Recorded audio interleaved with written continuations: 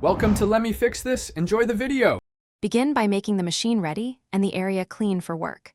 Place the spool on the spindle and secure with a cap. Lift the presser foot lever fully to release the tension discs. Use compatible thread like 50-weight cotton or polyester for general sewing. Cut the thread end cleanly at a 45-degree angle to avoid fraying.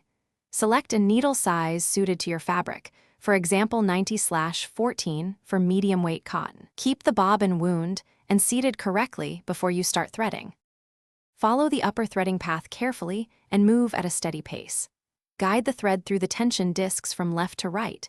Bring the thread down and around any lower guides near the needle plate. Pass the thread through the take-up lever I at its highest position. Continue down through the final thread guides above the needle area. Always thread the needle from front to back to prevent skipped stitches.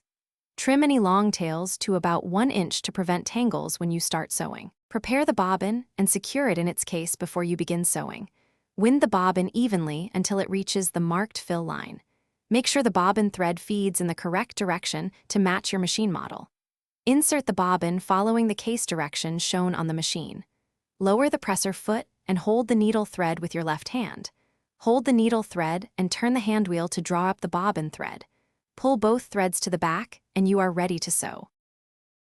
Thanks for watching. If you found this helpful, don't forget to like and subscribe.